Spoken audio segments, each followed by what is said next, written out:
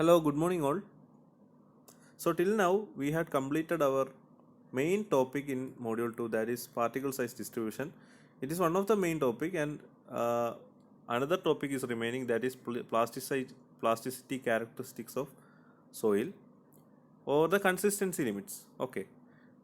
So we will be discussing on the consistency limit today, and there are some numerical problems related to the first part, that is particle size distribution.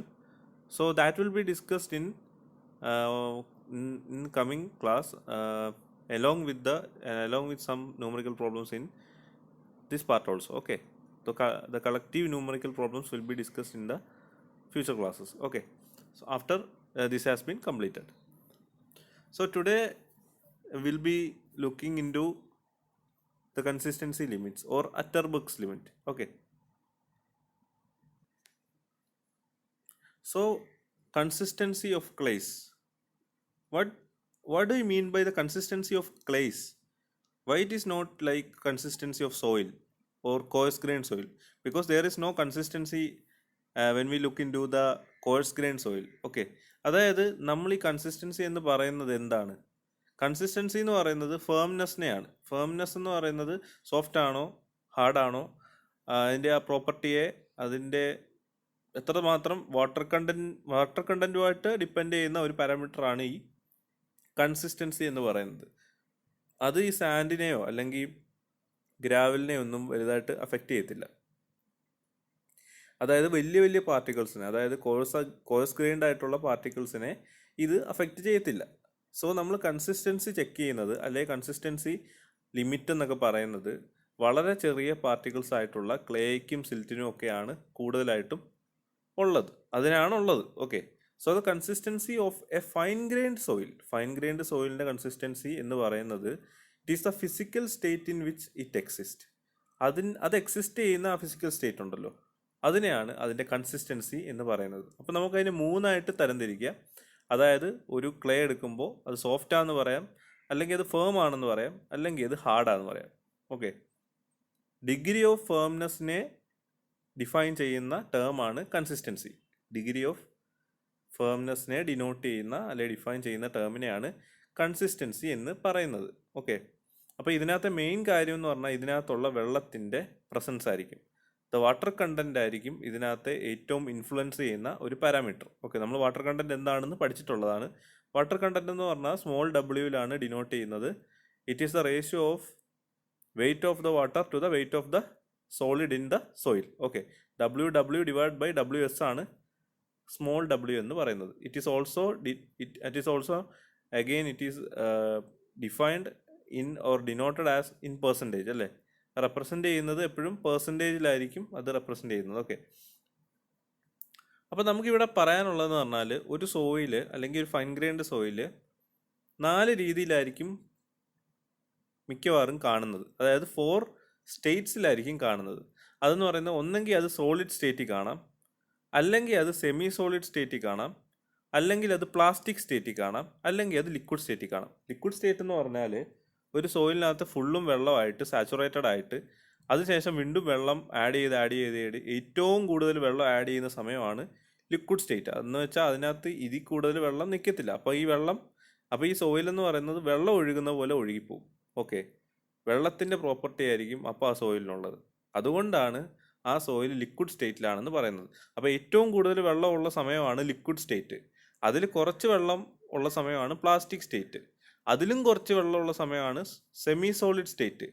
അതിലും കുറച്ച് വെള്ളമുള്ള സമയമാണ് ഏത് state? Solid state. So ഈ 4 സ്റ്റേറ്റിനെയും depend ചെയ്യുന്ന ഒരു parameter എന്ന് പറയുന്നത് വാട്ടർ കണ്ടന്റ് ആണ്. സോ ഇതിനകത്ത് നിങ്ങൾ ശ്രദ്ധിക്കേണ്ട ഒരു കാര്യം എന്ന് പറഞ്ഞാൽ വാട്ടർ കണ്ടന്റ് ആണ് കൺസിസ്റ്റൻസിയെ ഡിപ്പെൻഡ് ചെയ്യുന്ന ഒരു ഫാക്ടർ എന്ന് പറയുന്നത്. ഓക്കെ, അതിനെക്കുറിച്ചാണ് ഈ പറയുന്ന കാര്യങ്ങളെല്ലാം വാട്ടർ കണ്ടന്റുമായിട്ട് ബന്ധപ്പെട്ട കാര്യങ്ങളായിരിക്കും ഇനിയുള്ള സ്ലൈഡിലെല്ലാം പറയുന്നത്. സോ ഈ കൺസിസ്റ്റൻസി കൊണ്ടുവന്നത് ഇതൊരു ഇൻഡെക്സ് പ്രോപ്പർട്ടിയാണ്. ഓക്കെ, അപ്പോൾ ഇമ്പോർട്ടൻ്റ് ആയിട്ടുള്ള കാര്യം എന്ന് പറഞ്ഞാൽ this is also one of A index property. Okay, നമുക്ക് ഇതിനു മുമ്പ് ഒരു പ്രോപ്പർട്ടി നമ്മൾ പഠിച്ചായിരുന്നു, പാർട്ടിക്കിൾ സൈസിൻ്റെ ഡിസ്ട്രിബ്യൂഷൻ. അതൊരു ഇൻഡെക്സ് പ്രോപ്പർട്ടിയാണ്.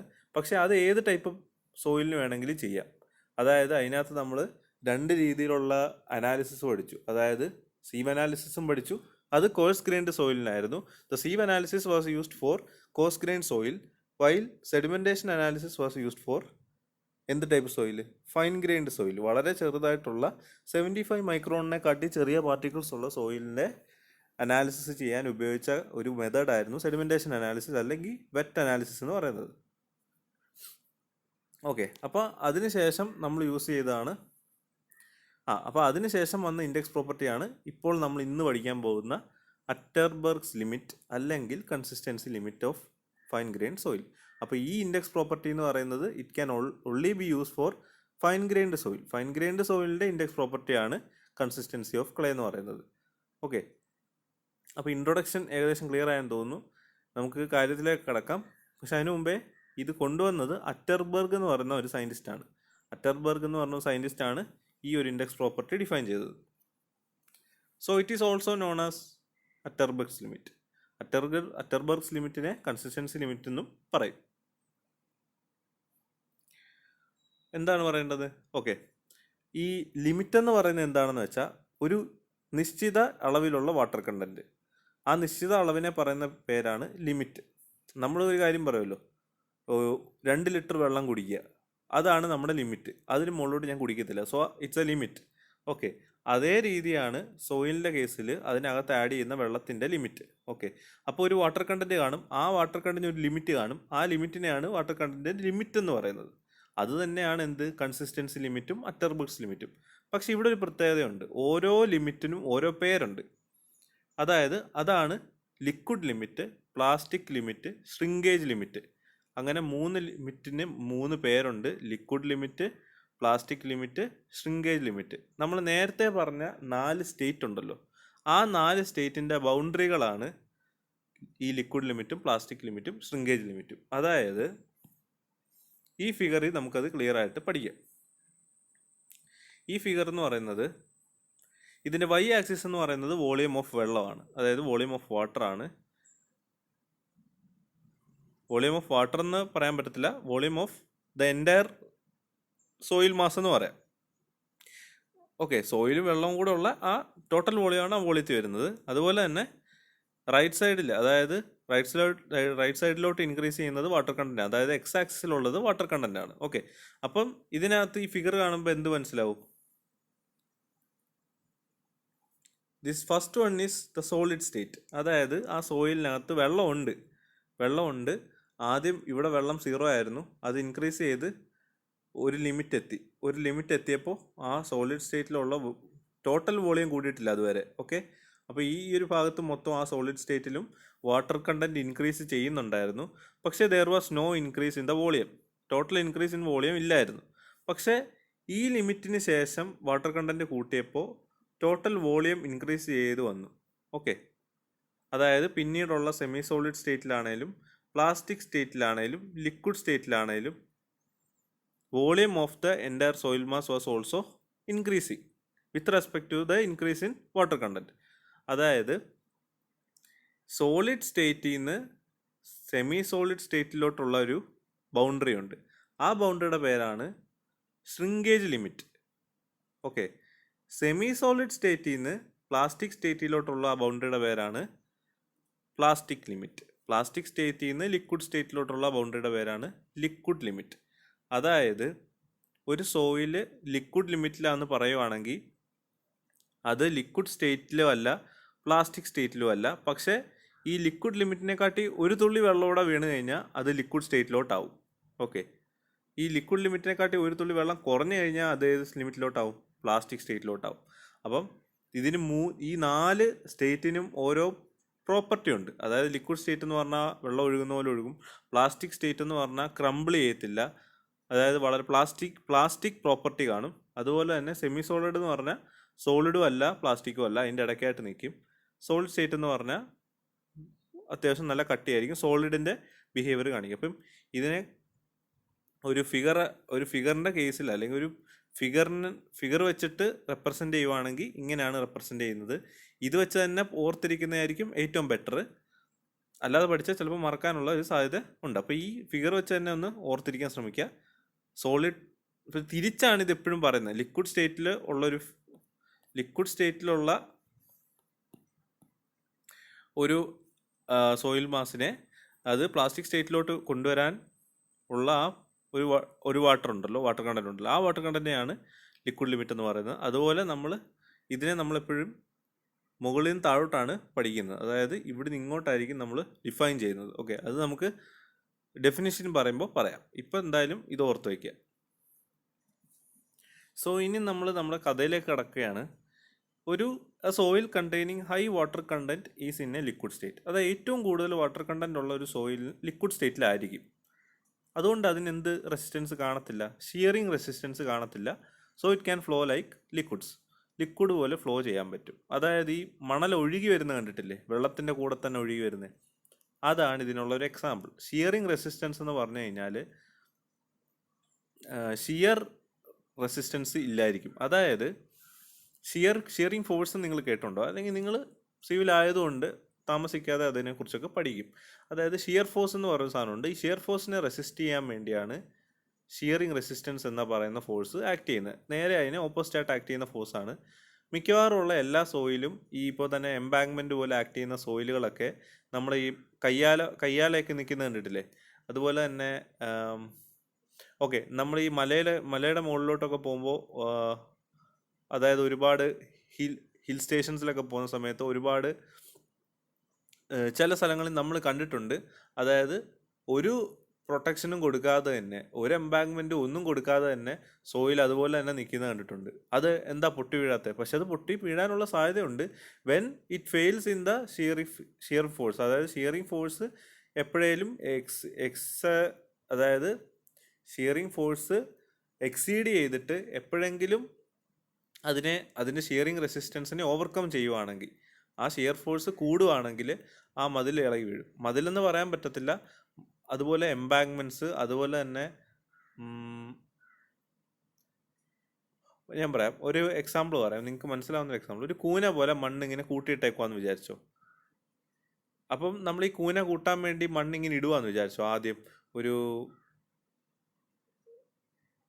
ലോഡ് ഇറക്കുവാന്ന് വിചാരിച്ചോ. കുറച്ച് മണൽ ലോഡ് ഇറക്കുക. ഇറക്കുന്ന സമയത്ത് ഇതിങ്ങനെ വീഴുമ്പോൾ ആദ്യം ഈ കൂനയുടെ മുകളിലോട്ട് ഇങ്ങനെ വന്ന് വീണിട്ട് പതുക്കെ അത് സെറ്റിലായി സൈഡിലോട്ട് പോകും. കുറേ നാൾ കഴിയുമ്പോഴേക്കും അത് സെറ്റിലായിട്ട് ഒരു ഫിക്സഡ് ആയിട്ടുള്ളൊരു പൊസിഷനിൽ എത്തിച്ചേരും അല്ലേ? അപ്പം ഇത് തുടക്കത്തിൽ അങ്ങനെയല്ലല്ലോ ഇരുന്നത്, പിന്നല്ലേ ഇത് ഇങ്ങനെ സബ്സൈഡ് ചെയ്ത് താഴോട്ട് പോയത്. അതെന്തുകൊണ്ടാണ്? അതിൻ്റെ ഷിയറിങ് റെസിസ്റ്റൻസിൻ്റെ കുറവ് കാരണമാണ്. കാലക്രമേണ അതിൻ്റെ ഷിയറിങ് റെസിസ്റ്റൻസ് കുറയുന്നുണ്ട്. ഷിയർ ഫോഴ്സിൻ്റെ അല്ലെങ്കിൽ ഗ്രാവിറ്റിയുടെ ഇൻഫ്ലുവൻസ് കാരണം അതെങ്ങനെ സബ്സൈഡ് ചെയ്ത് പോകുന്നുണ്ട്. സോ അതാണ് ഈ എല്ലാ സോയിലും ഷിയറിങ് റെസിസ്റ്റൻസ് ഉണ്ട്. ഷിയറിങ് റെസിസ്റ്റൻസ് അതിൻ്റെ ഉള്ളിൽ തന്നെ due to the internal angle of friction എന്നൊക്കെ പറയും. ഓക്കെ, ഫൈ എന്ന് പറയുന്ന ഒരു ഇന്റേണൽ ആംഗിൾ ഓഫ് ഫ്രിക്ഷൻ ഉണ്ട് സോയിലിന്. അതുകൊണ്ടൊക്കെയാണ്. പിന്നെ കൊഹസീവ് ഫോഴ്സ് ഉണ്ട് സോയിലിൽ. സോ ഇത് രണ്ടും കാരണമാണ് മെയിൻലി സോയിൽ ഇങ്ങനെ കൊഹസീവായിട്ട് ഇടിഞ്ഞു പോവാതെ നിൽക്കുന്നത്. ഇടിഞ്ഞു പോകണമെങ്കിൽ ഇതിനെ രണ്ടിനെയും ഓവർകം ചെയ്യുന്ന ഒരു ഫോഴ്സ് വരണം. സോ ആ ഫോഴ്സ് എന്ന് പറയുന്നതാണ് ഷിയർ ഫോഴ്സ്. ഓക്കെ, അപ്പം ഷിയറിങ് റെസിസ്റ്റൻസ് ഇല്ലാത്ത ഒരു സോയിൽ എന്ന് പറഞ്ഞാൽ സുഖമായിട്ട് ഇങ്ങനെ തെള്ളിക്കഴിഞ്ഞാൽ ഇങ്ങനെ അങ്ങ് ഒഴുകിപ്പോവും. ആ ടൈപ്പ് സോയിലിനെയാണ് ഷിയറിങ് റെസിസ്റ്റൻസ് ഇല്ലാത്ത സോയിൽ എന്ന് പറയുന്നത്. ആ സോയിൽ എന്ത് ടൈപ്പ് സോയിലായിരിക്കും? ലിക്വിഡ് ടൈപ്പ് ഓഫ് സോയിലായിരിക്കും. അല്ലെങ്കിൽ പിന്നെ അങ്ങനെ പോകത്തില്ലല്ലോ. സോ ഇത്രയും കാര്യമായിട്ട് പറയേണ്ടതെന്ന് എനിക്കറിയാം, എന്നാലും ഞാൻ പറഞ്ഞതേ ഉള്ളൂ. അപ്പോൾ ഇങ്ങനെയുള്ള ഒരുപാട് കാര്യങ്ങളുണ്ട്. അത് നിങ്ങൾ ഡീപ്പായിട്ട് വരുന്ന ക്ലാസ്സുകളിലൊക്കെ പഠിക്കും. GT2 ഉണ്ടല്ലോ, GT2-ലാണെങ്കിൽ നിങ്ങൾ പഠിക്കുമ്പോൾ ഇതിനെക്കുറിച്ചൊക്കെ ആയിരിക്കും കൂടുതലും.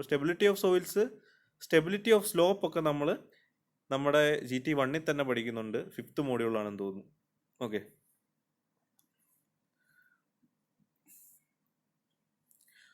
as the water content is reduced, the soil becomes stiffer and starts developing resistance to shear deformation.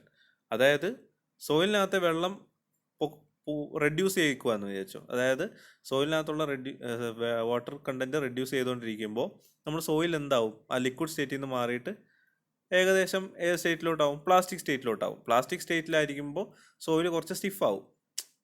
അത്രേ ഉള്ളൂ, അതാണ് പറയുന്നത്. At some particular water content the soil becomes plastic. അപ്പോൾ ഇതിങ്ങനെ കുറഞ്ഞു വന്ന് ഒരു സ്ഥലത്തെത്തുമ്പോൾ അതേ സ്ഥലമായിരിക്കും. ആ സ്ഥലമാണ് ലിക്വിഡ് ലിമിറ്റ്. ഓക്കെ, അതായത് ലിക്വിഡ് സ്റ്റേറ്റിൻ്റെ ഏറ്റവും അറ്റത്തുനിന്ന് തുടങ്ങി അതിങ്ങനെ കുറഞ്ഞ ഗ്രാഫ് ഓർത്താൽ മതി. കുറഞ്ഞ വാട്ടർ കണ്ടന്റ് റെഡ്യൂസ് ചെയ്ത് പ്ലാസ്റ്റിക് സ്റ്റേറ്റിലോട്ട് കടക്കാൻ പോവുക. ആ പോയിന്റിന് പറയുന്ന പേരെന്തായിരുന്നു? Liquid limit. Okay, the water content at which the soil changes from liquid state to plastic state is known as liquid limit.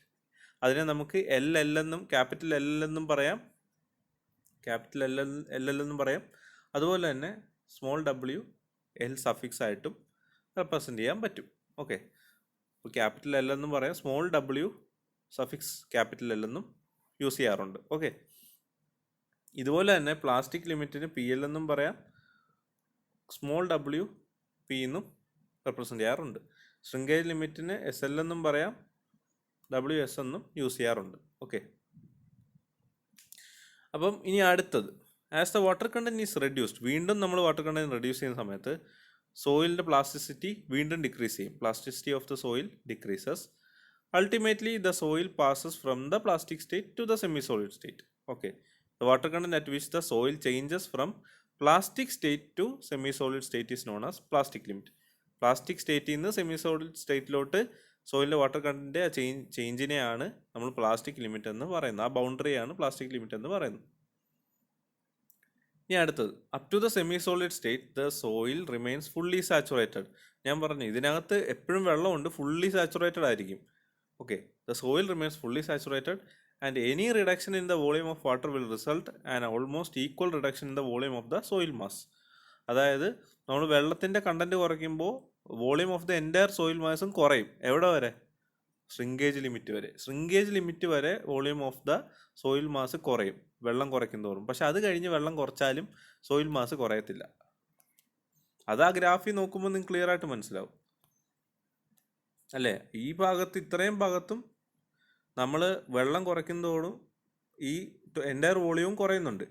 പക്ഷെ ഇതിനിങ്ങോട്ട് എന്താ, വെള്ളം കുറച്ചാലും വോളിയം കുറയുന്നില്ല. അത് ഞാൻ ആദ്യമേ പറഞ്ഞതാണ്. Okay, a further reduction in the water content brings about a state when, with a decrease in moisture, the volume of the soil mass does not decrease any further but remains the same. The sample changes from the semi-solid to the solid state. ഇതാണ് ഞാൻ ഇപ്പോൾ പറഞ്ഞത്. Water content at which the soil changes from semi-solid to the solid state is known as shrinkage limit. It is represented as SL or WS. Below the shrinkage limit, the sample begins to dry up at the surface and the soil is no longer fully saturated. അതായത്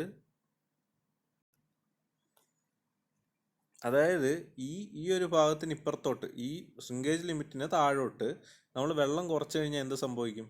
നമ്മുടെ soil എന്താവും? Dry ആവും. അതാണ് ഈ പറയുന്നത്. Okay, stiff ആയിക്കൊണ്ടേ ഇരിക്കും. അത് കഴിഞ്ഞാൽ ഇതിനകത്ത് വാട്ടർ കണ്ടന്റ് കുറഞ്ഞ് ഈ സീറോ ആയിക്കഴിഞ്ഞാൽ പിന്നെ സീറോ വാട്ടർ കണ്ടന്റ്, ഓവന് വെച്ചെടുത്ത സോയിൽ പോലെ ഇരിക്കും. സോയിൽ കേക്ക് എന്നും പറയും അതിന്. ഓക്കെ, അപ്പോൾ ഇത്രയും കാര്യങ്ങളാണ് പറയുന്നത് ഇതിനകത്ത്. ഇത് തന്നെ ഞാൻ ആദ്യം പറഞ്ഞതിൽ നിന്ന് നിങ്ങൾക്ക് മനസ്സിലാക്കാനേ ഉള്ളതേ ഉള്ളൂ. അപ്പോൾ ഇപ്പോൾ ക്ലിയർ ആയെന്ന് തോന്നുന്നു. ഓക്കെ,